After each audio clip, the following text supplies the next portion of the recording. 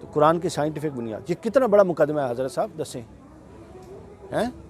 اچھا یہ کہا جاتا ہے کہ قرآن تمام علم کا ایک منبع ہے، یعنی فزکس، سائنس، کیمسٹری، بایو، آج کی لیٹسٹ ٹیکنالوجی کیا یہی یہ دو چیزیں ہیں الگ الگ۔ قرآن سائنس کی کتاب نہیں ہے، قرآن فزکس کی کتاب نہیں ہے، قرآن بایولوجی کی کتاب نہیں ہے۔ قرآن کے اندر ہے کہ کل رطب ولا یابس الا فی الکلام، اس کے اندر ہر خشک و تر کا ذکر ہے۔ مراد یہ ہے کہ ہر فن کی اساسی ہدایت قرآن میں موجود ہے۔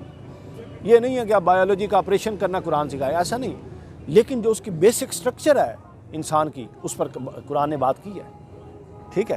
اور اس طبقے کو قرآن کی طرف متوجہ کرنے کے لیے قرآن نے اس کے بعض حقائق بھی دے دی۔ یہ اللہ کے قرآن کا نظم ہے کہ وہ ہر طبقے فکر کے لیے، علم فلکیات کے ماہرین کے لیے کچھ فلکی حقائق اس میں بیان کر دی، ٹھیک ہے، دوسرے ماہرین کے لیے، ارضیات کے لیے کچھ زمینی حقائق بیان کر دی، تاکہ ہر طبقے فکر اس کی طرف متوجہ ہو۔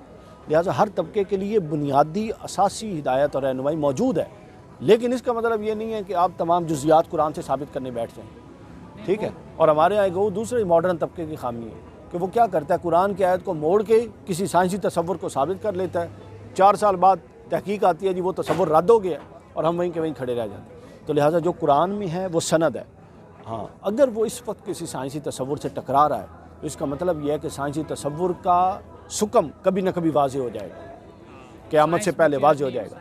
ہاں سائنس ڈیولپمنٹ کے پروسیس میں ہے، اور وہی ڈیولپمنٹ کے پروسیس میں نہیں ہوتی، وہی انتہائی شکل ہے علم کی۔ وہی کے بارے میں کیا ہے، یہ علم کی انتہائی شکل ہے جو ہر قسم کے ظن اور شک سے پاک ہے۔ یہ قطعی و ثبوت ہوتی ہے، قطعی و دلالہ ہوتی ہے، ہر حوالے سے قطعی ہوتی ہے، لہٰذا اس میں ظن کا دخل نہیں ہوتا۔ یہ تو اللہ پاک کی، ہاں وہ اللہ کی طرف سے آ رہی ہے ظاہر ہے۔ تو یہ ہے جی اس کی قرآن مجید کی حالت۔ لہٰذا قرآن مجید ہمارے ہاں جو زوال کی سب سے بڑی وجہ ہے وہ قرآن نہیں پڑھتے۔ آپ نے کتنا عرصہ پہلے قرآن پڑھا تھا؟ بڑی اچھی بات، آپ نے عرصہ گزر گیا، آپ نے قرآن مجید مسلسل پڑھنا بڑا ضروری ہے، سمجھ آئیے؟ آپ کو بہت سارے یہ پیچھے نشست کیا نا آپ نے بیت، شاید بہت سارے معاملات قرآن سیدھے کر دیتا ہے۔ اب قرآن نہیں پڑھیں، حدیث نہ پڑھیں، اور اب کوئی ایسی بات نہ ہو جائے آپ تیسرے چوتھے گھروں میں جائیں تو پہلے بنیادی ہدایت جو یہ کس کے لیے آیا ہے؟ تو ہم تو اسے نہیں پڑھتے، ہم تو صرف اس وقت پڑھتے ہیں جب کوئی مر جاتا ہے، ٹھیک ہے، اس کی روح آسانی سے نکل جائے اس لیے پڑھتے ہیں، یا پھر مرنے کے بعد اس کو قبر میں عذاب نہ ہو اس لیے پڑھتے ہیں۔ کوئی اللہ کے بندو دنیا میں اس پر عمل کر لو، قبر میں عذاب نہیں ہوگا، کوئی پڑھے نہ پڑھے۔ یہ ہمیں پہلے کا پیکج دیتا ہے، ہم اس کو بعد کے پیکج کے طور پہ یوز کر رہے ہیں۔ سمجھ کہتا ہے قرآن کہتا ہے کہ زندگی میں مجھے استعمال کرو، ہم کہتے ہیں نہیں مرنے کے بعد استعمال کریں گے، تو استعمال کے فرق ہے۔ تو قرآن کہتا ہے کہ اگر زندگی میں استعمال کرو گے کہ مرنے کے بعد ویسے ہی ٹھیک ہوگا، تو ہم کہتے ہیں کہ نہیں، چونکہ قرآن کی تاثیر ہے لہٰذا ہم قرآن کی طاقت کو مرنے کے بعد دکھائیں گے مردے پہ اور اس کو عذاب سے بچائیں گے۔ تو لہٰذا وہ اصالِ ثواب ایک الگ چیپٹر ہے، اس کی اپنی افادیت ہے، لیکن اصل اس کے لیے نہیں ہے۔ ہم کب اٹھاتے ہیں؟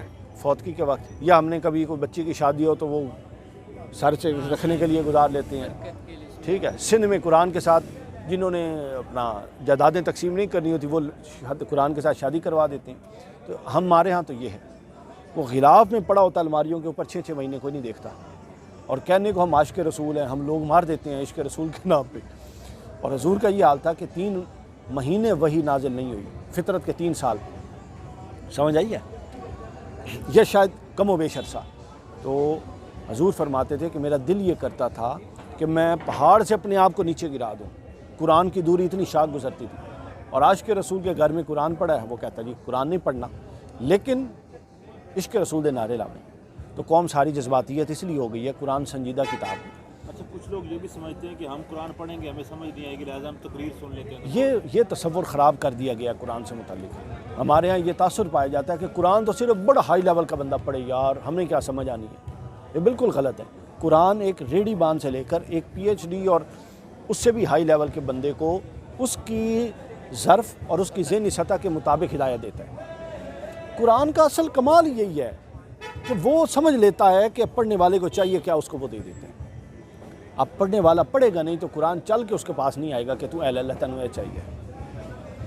تو یہ پرابلم میں نے ایک چیز فیل کی ہے، میں نے خود ایک چیز فیل کی ہے तिलावत करते हुए कहीं कोई गलती हो जाए या लफ्ज़ समझ ना आ रहा हो तो खुद ब खुद बंदा हट जाता है। हाँ, और इकबाल का बताऊं, अल्लामा इकबाल ने कहा, अर्शी साहब को ख़त लिखा, उस ख़त में लिखा कि आपको अगर कुरान समझ नहीं भी आता तो बग़ैर समझ, हालांकि बेहतर जो है समझ के तर्जुमे से पढ़े, तो बग़ैर समझ और बग़ैर तर्जुमे के पढ़ने से भी कुरान से निस्बत मुहम्मदी मुयस्सर आती है। और इकबाल कहता है कि फैज़ मिलता है कुरान के अल्फाज का।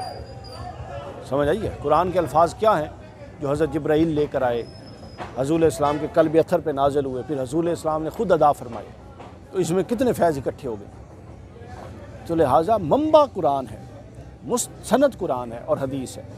इसके अलावा कोई शय सनद नहीं हो सकती, ताबीर हो सकती है, तावील हो सकती है, और ताबील कबूल भी है और ताबीर रद्द भी हो सकती है। हमारे यहाँ ये प्रॉब्लम है कि हमने ताबीर को और तावील को उठा के कुरान के मर्तबे पे रख दिया। किसी बुज़ुर्ग की तावील के ख़िलाफ़ कोई बात करे तो उसको जला दिया जाएगा, काट दिया जाएगा, वो गुस्ताख रांदा दरगाह होगा। कुरान के ख़िलाफ़ जो मर्ज़ी करता रहे, वो कोई चक्कर नहीं। ठीक है, अभी ये इंडिया में वसीम रिजवी का वाक़या हुआ है, ठीक है, उसने नाम बदल लिया, मुर्तद हो गया। वो पता क्यों हुआ? कुरान की गुस्ताखी, यानी कुरान जिस तरह युदिल्लु बिही कसीरन व यहदी बिही कसीरा, तो कुरान ने उसको गुमराह कर दिया जब उसने कुरान का दामन छोड़ा।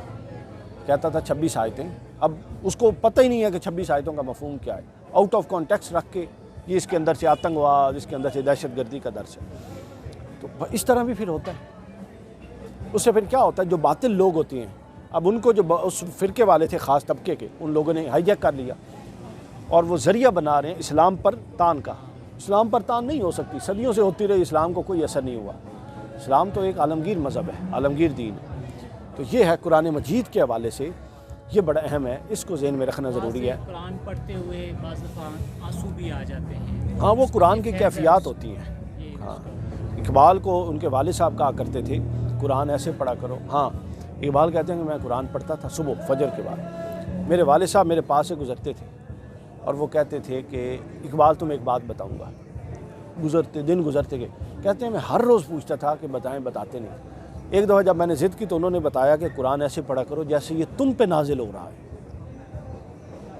फिर तुम्हें उसके असरात आएंगे। फिर इकबाल ने जब बाद में शऊरी सतह पुख्ता हुई तो इकबाल ने ख़ुद लिखा, तेरे वजूद पर जब तक न हो नज़ूल किताब, गिरा कुशा है न राज़ी न साहिब कशाफ। यानी तू ख़ुद जब तक महसूस नहीं करेगा ये कुरान तुझ पर और तेरे लिए उतर रहा है, गिरा कुशा, तेरी कुरान फहमी के दरवाज़े न राज़ी खोलेगा न कशाफ खोलेगा। ज़मख़शरी अल कशाफ तफसीर है, और इमाम तफसीर कबीर इमाम राज़ी, यानी तफसीरों से दरवाज़े नहीं खुलते, दरवाज़ा कुरान का ख़ुद कुरान ने खोलना है।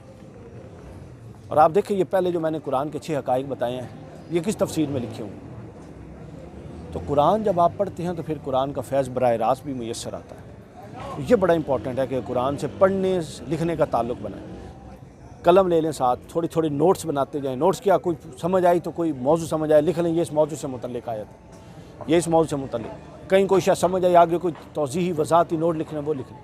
तो एक ताल्लुक़ जब बनता है फिर अगला फ़ायदा ये होता है कि कुरान जिसने ख़ुद आयत पढ़ के जो बात कर रहा है, जो उसका कॉन्फिडेंस लेवल होता है दूसरे बंदे का हो ही नहीं सकता।